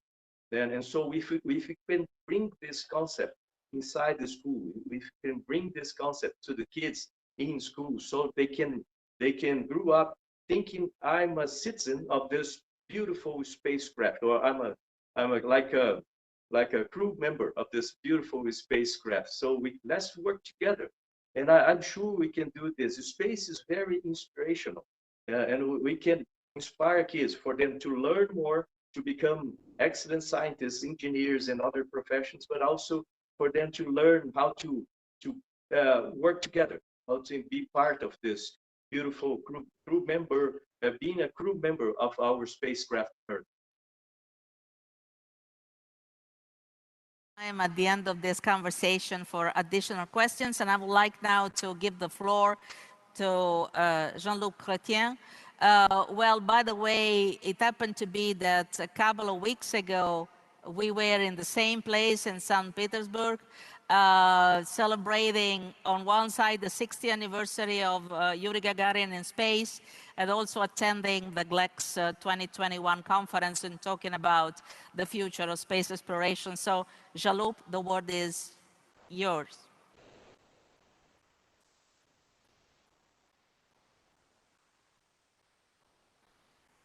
We cannot hear you.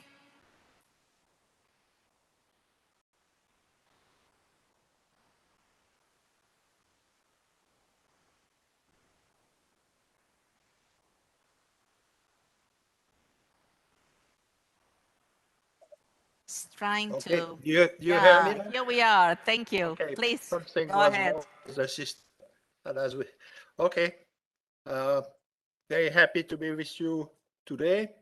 So I understood that I have a few minutes, like Marcos, to just give a little bit, few information about my career and mostly about the futures that I want to participate to. I started, as you said at the beginning, as a fighter pilot in the French Air Force. I finished as a brigadier general in the French Air Force.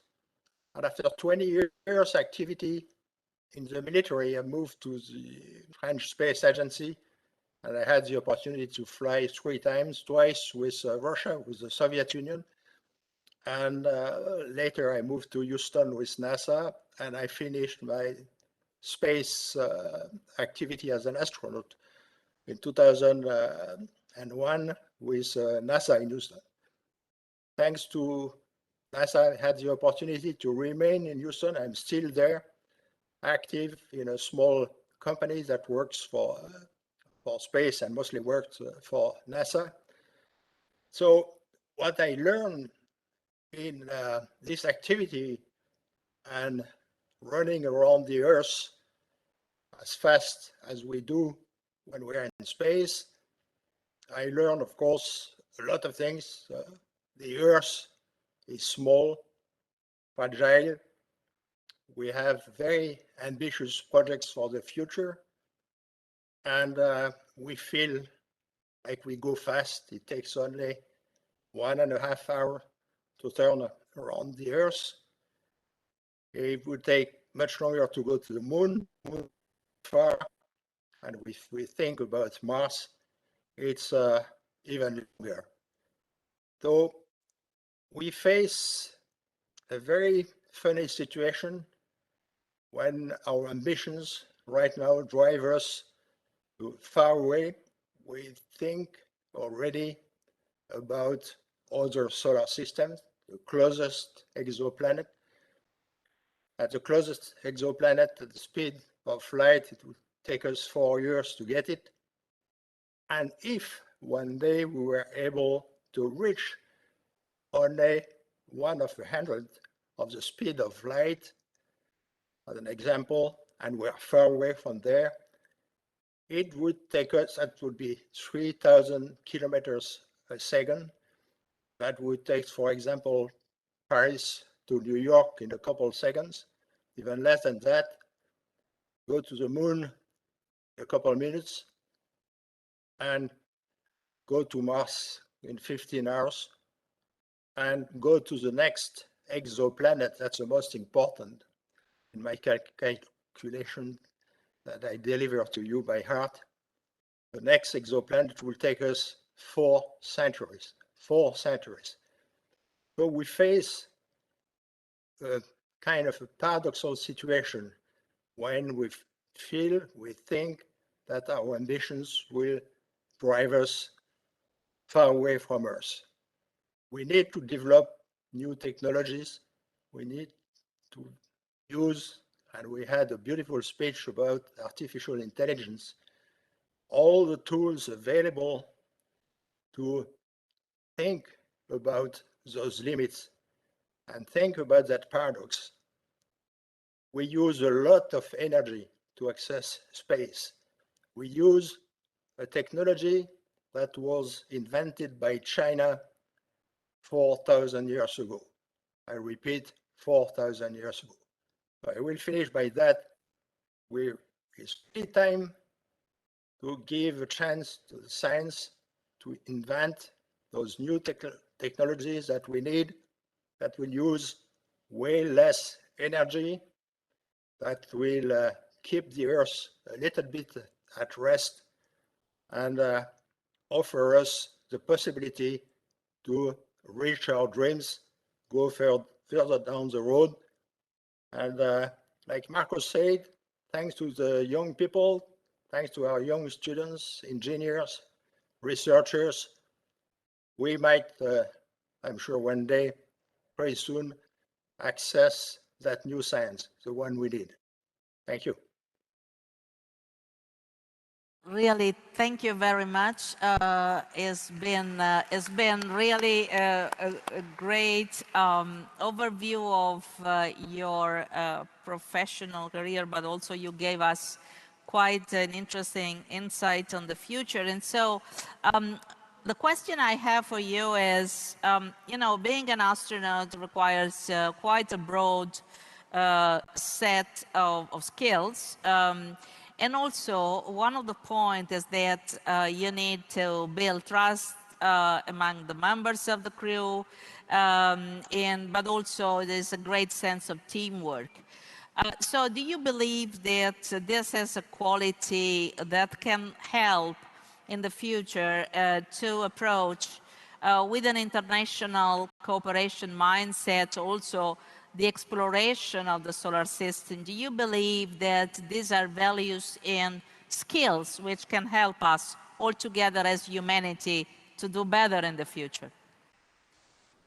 Yeah, I think that's that door has been wide open for a long time and still open.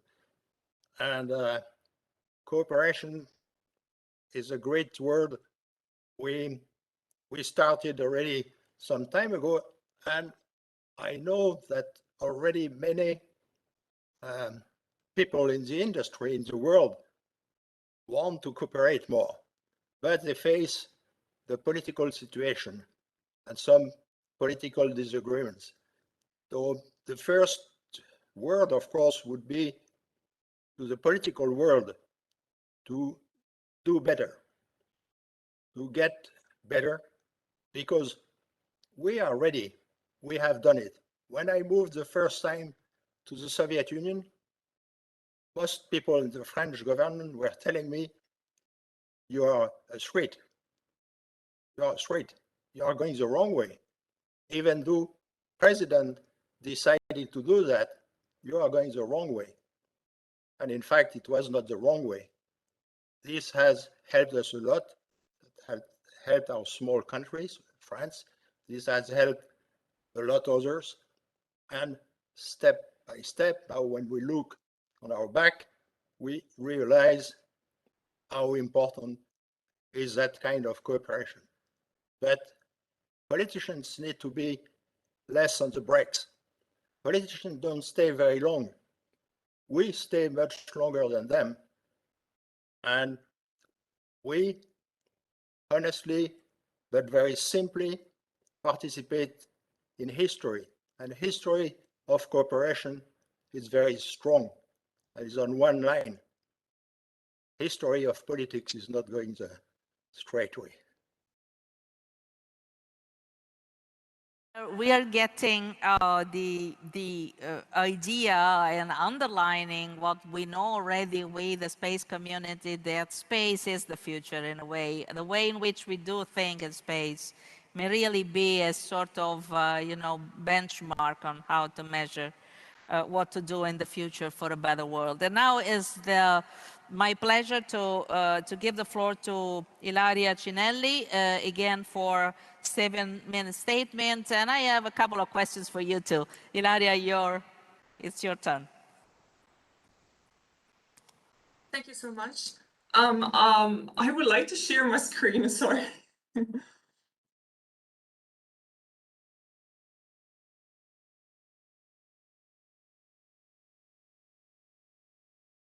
Can someone authorize me to share my screen, please?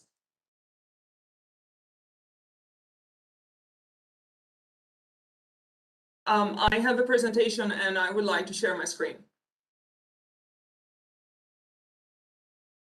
Thank you. Oh, okay. Here we go.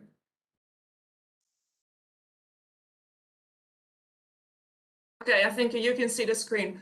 I would like to thank you so much for the invitation. It's a great honor And so thank you so much. I am Ilaria Snelli. I apologize for the 2 minutes before of the confusion. My talk is entitled How Frontier Technology Enables Sustainability, Transferability, and Safety. And so my disclosure is that I work for ICA, it focuses on space autonomous mission.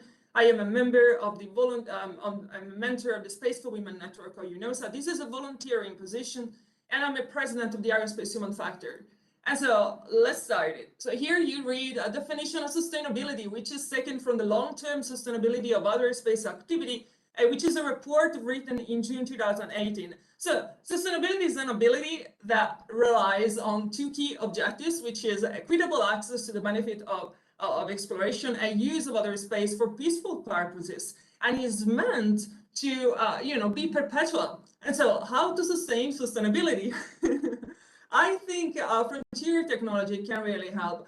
Artificial intelligence can help to quantify sustainability and identifying future gaps to conduct space activity in the long term. It's kind of tricky and hard to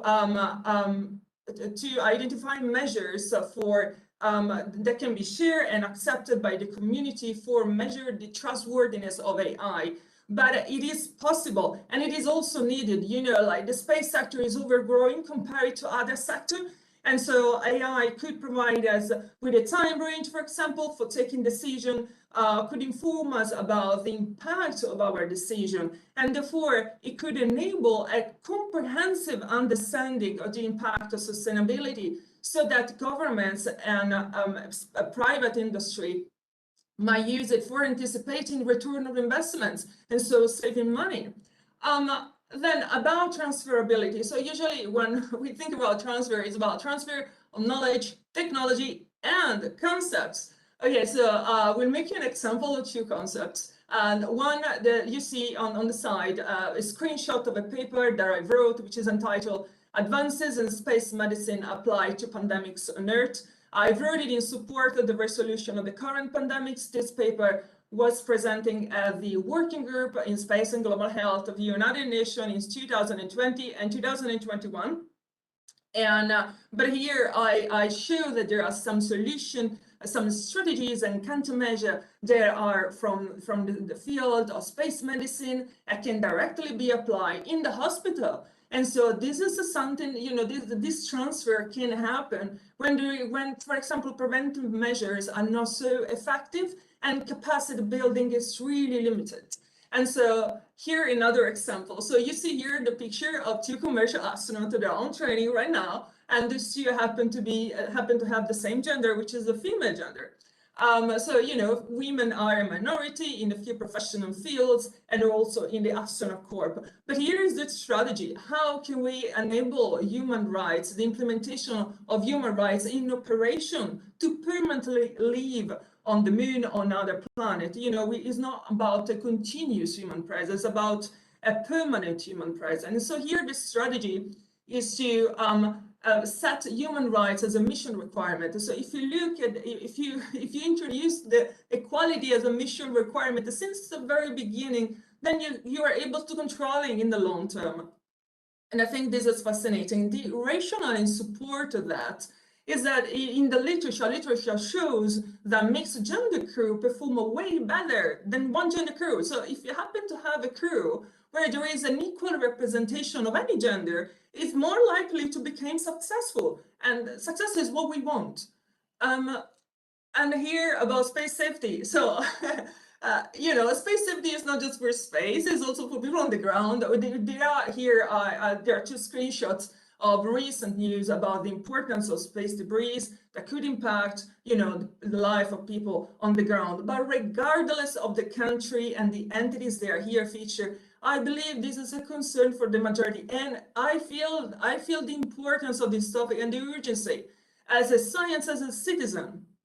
And here AI could help building synergy.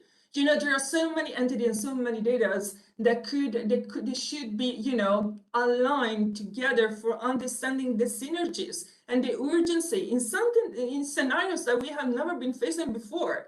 And here is the important. you know, it's understanding, okay, there are disasters, it might happen, okay, let's do some evacuation. Let's have an understanding about the severity of any disaster, even for establishing international collaboration for support. So it shouldn't happen after that something happened, but even before.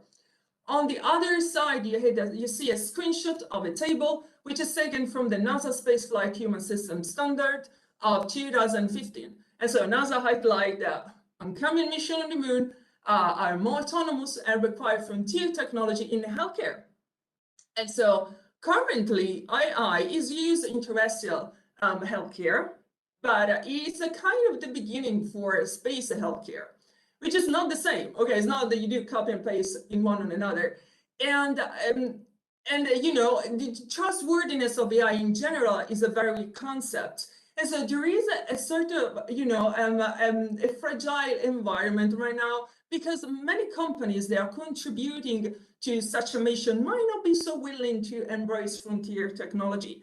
And the reason is because the mission timeline is so strict, they might not be able to update any safety standard, for example, or any engineering standard for including frontier technology since the beginning.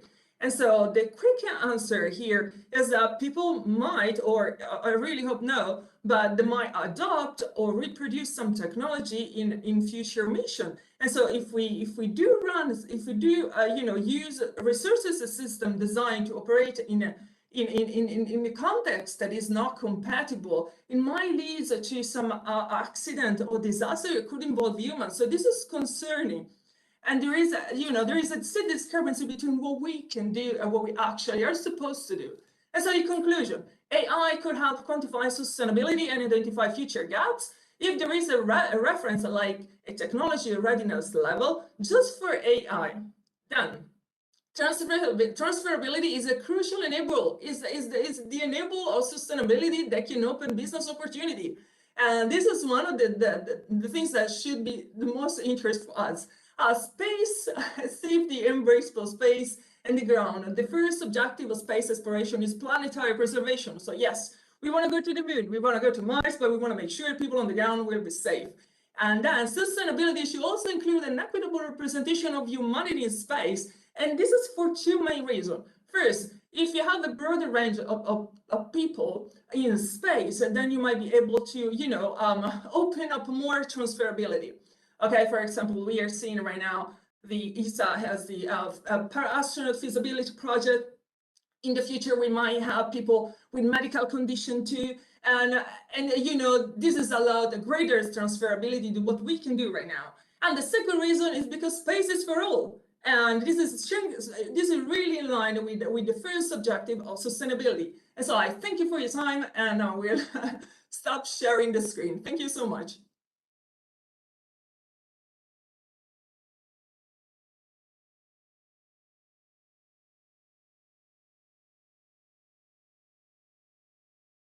It's really interesting also the concept of transferability that I'll look a little bit more closely starting from tomorrow. Very, very interesting. Well, when we talk about the integration of space technologies and new frontier technologies, so yes, you talk about, you know, big data, AI, machine learning as a subset of AI. Well, this integration, how this can benefit what we do in terms of sustainability and safety, but also can this be a way of accelerating our let's say, our activities in exploring the solar system, and how this can be done also in an inclusive manner so that the exploration effort will be done from a global perspective with a global participation as an expansion of humanity towards the other bodies of the solar system. Thank you for your question. So many questions. Okay. Well, you know, it is important to understand the impact that each citizen might have in any sector. And this is why I thanks the United Nations for starting the Sustainable Development Goals. So there is a clear, clear goals for all of us. But as an individual, we should measure, we should be aware about the impact of our decision at any level. Because I don't know when I do something that is sustainable, for example. I have no idea. You know, we have to implement it in a daily life of every citizen so that people can really make the right choices. Okay, so I think AI could help a government to be aware about the decision, and so for example, where they have to do maintenance, which really action have the priority for the environment, for the climate, based on their resources. Okay, and this is to maximize the benefit that can be shared by the others. So it's not just a national, it's not just looking at what is happening in the nation, it's looking what's happening international. AI can enable a comprehensive understanding of our impact. So if I do something in my country, it might impact the country of someone else, and I have no idea. But I do have responsibility as a citizen, and I should care about it. I think frontier technology in general can be applied to, if I record well your questions, can be, I think that there is so much on renowned technology that we just need to think about different type of application. For example, we are aware that there are going to be constellations, satellites of constellation. Okay, country will use it. It's concerning for the breeze. But what about if I'm going to use a constellational telescope in space for exploring? We are sending telescope, like the Hubble telescope is a giant telescope, but it's one. What about if we send a constellational telescope? What about if we place a telescope on Mars? What can we actually see? And all of those elaboration of data requires AI, because we tend to collect so many data. And so the problem is to, who is going to store the data, who is going to, use the data, who is going to have the property, but analyze all of that. And it is, however, it is essential to my understanding to have a regulation for AI just for the space sector. And this is crucial because it has to be aligned with sustainability. We have no control right now on trustworthiness of AI. We know that can work for specific data sets, but we cannot know if that is really aligned with sustainability. If sustainability is what we want, then we have to standardize AI for the space sector in a different way from what we do on the ground. Thank you. Thank you very much. And now, last but not least, Zainab, it's a long time that we don't see each other when the pandemic stopped us from traveling, but I'm sure that it will happen soon again. I'll give you the floor, and I have a specific request if you could also update us in your statement when you talk about your future flight. So if you have any news, I would be very interested to know that. So Zainab, the floor is yours. Okay, thank you. Yes, hello, Mr. FIFA. It's so long since I've last seen you. I miss you. It's nice to see you here today. Yes, I'm Zainab. I am a university student and also a volunteer with UNOSA Space for Women Network, along with Ilaria, which is wonderful. And an update on the flight.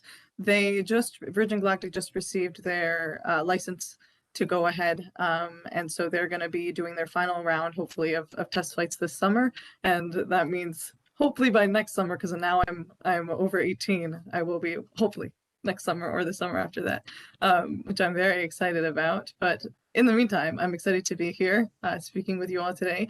I will also need to share my screen quickly if I can get permission to do that, and then I can move forward.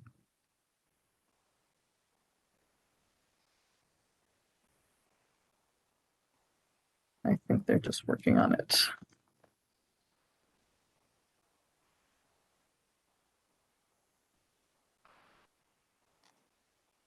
Yes, okay, there we go. Let's start. All right, hello.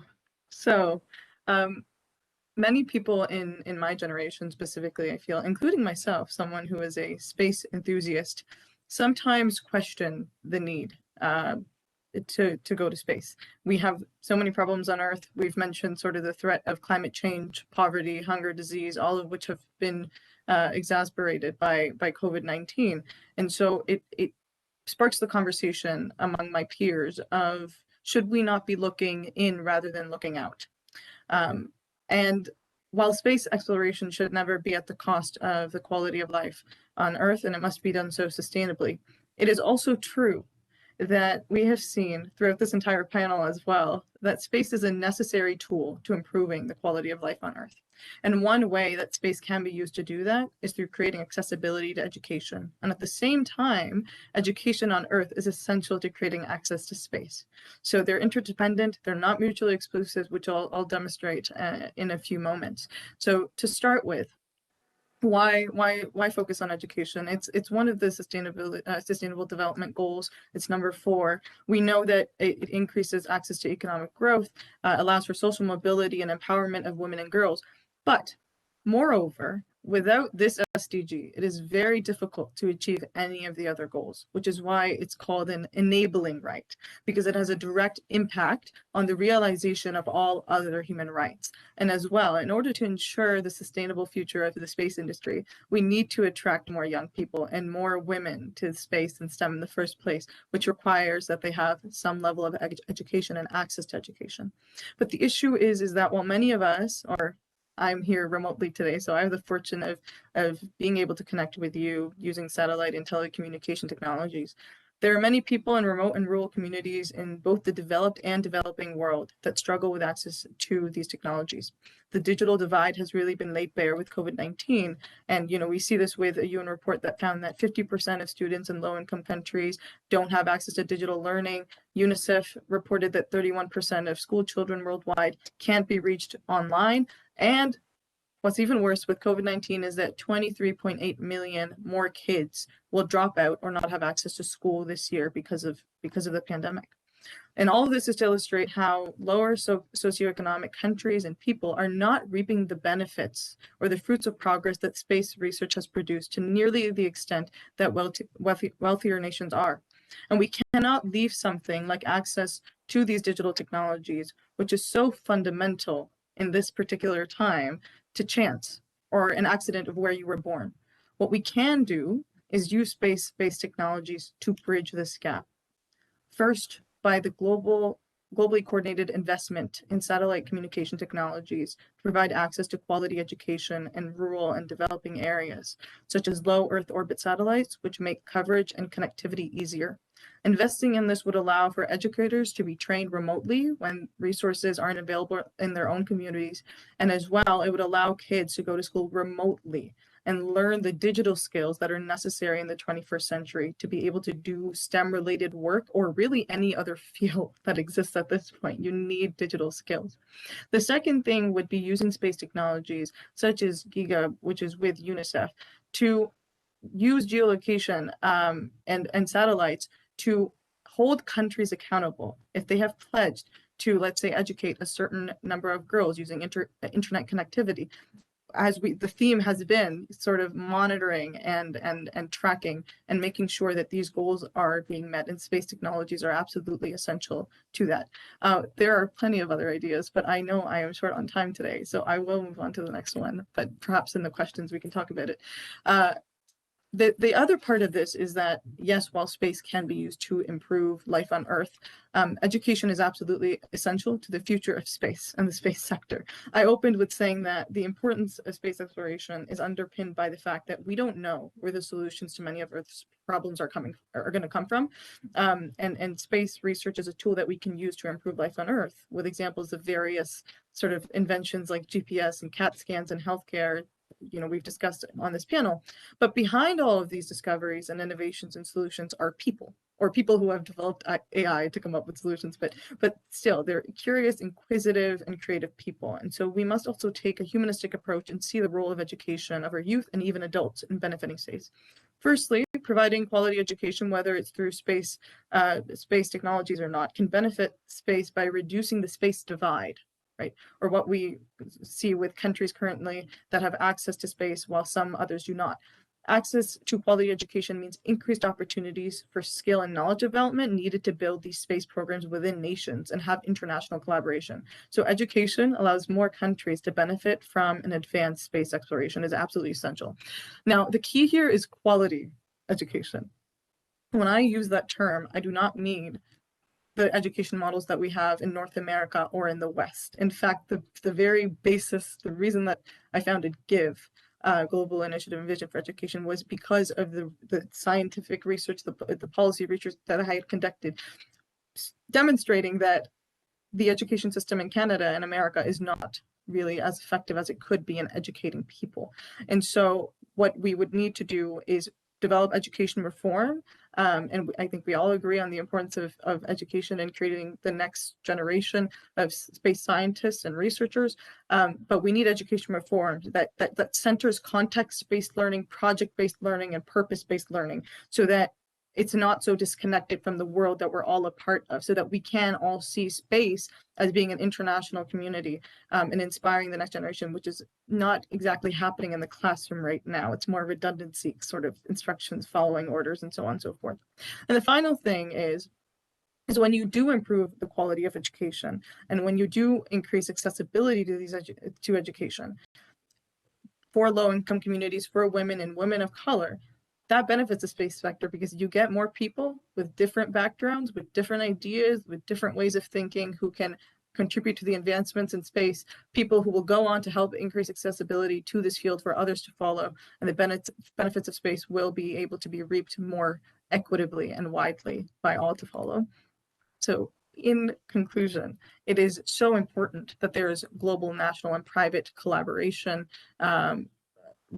everywhere in order to invest in these satellite technologies and these accountability and monitoring measures to ensure we're meeting these goals. But at the same time, and on the other end, it is equally important that we are improving our education systems to make them more relevant to this time and to the future, so that we foster the skills that we need to overcome the challenges we face in space exploration. I do want to end by emphasizing that while doing this work, it is crucial that we have a humanitarian focus. Improving the quality of life and creating opportunities through space technologies on Earth is not icing on the cake. That should be the mission and one of the main goals of space research. The next generation is the future of this field. We have a responsibility to ensure that every child, regardless of their background or where they were born, has the chance to contribute to that future and is not limited when we have the tools available. And if we're not providing access to that education using space-based tools, then we are failing to provide access to space, resulting from an inability to equitably distribute the tools that we do have. To end with this quote, Elon Musk said it in reference to Mars, but I'm going to use it in reference to Earth. It is a fixer-upper of a planet, but we can make it work. We can make it work using space technology, space research, and we can make it work together. And I look forward to discussing this with you further. I'll stop sharing my screen. There we go.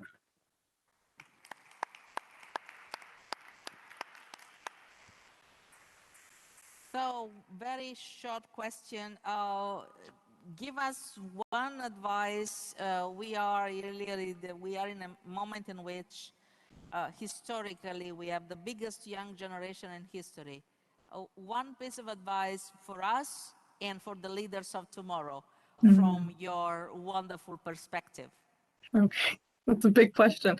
Well, for the leaders of tomorrow, for those young people, the biggest thing I would say, well, two things. Number one, don't be discouraged. There's a lot of the STEM pipeline we talk about a lot when you're in school. People end up dropping out of STEM because of the way that it's taught. Don't be discouraged. And the second thing I would say is ask for help. None of us can do any of this alone. Nobody on this panel, nobody in the conference who's watching got where they got alone. I didn't get where I am alone. You need help, you need mentors, and there are good people in this world who would love to mentor you. Apply to the UNOSA mentorship program if you need to, or reach out. But do ask for help because we can't do it alone. And then I guess to the older or more experienced generation, we don't have that power alone as young people. Some people don't even have the power to vote. Really pushing for education reform, really pushing for these changes that we need and investing in the young generation. Yes, these changes are expensive, but they're an investment and they're an investment in our future and it's absolutely worth it. So that's what I would say. So thank you very much. I just to say that it was really a wonderful discussion. Thank you, Marcus. Thank you, Ilaria. Thank you, Zainab. I think that Jean-Luc left. In any case, thank you very much for listening. I hope that this fly by on space activities has captured you, and we at the Office for Outer Space Affairs are always, we have always our door open. So knock at the door and start discussing with us. Welcome. Thank you very much for everything. Thank you. Thank you, Simonetta Di Pippo. Thank you very much. Thank you. Thank you very much. Extremely interesting ideas there. What a panel, what a very interesting topic. I'd like to thank everybody who's participated, and I would like to say also that our next EU CTBTO panel discussion on youth, securing a nuclear test-free world for youth and the next generation will begin at 16:45. But before that, we have a little bit of music to bring us back from space to planet Earth. What a wonderful world. Please welcome our musicians again.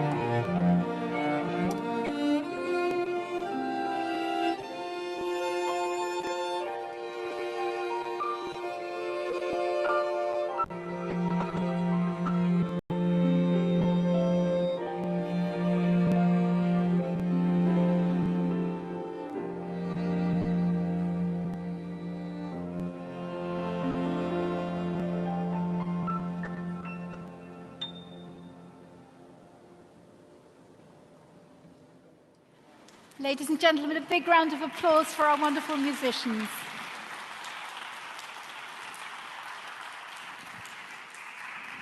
Thank you very much indeed. What a wonderful world. Let's try and treat it right.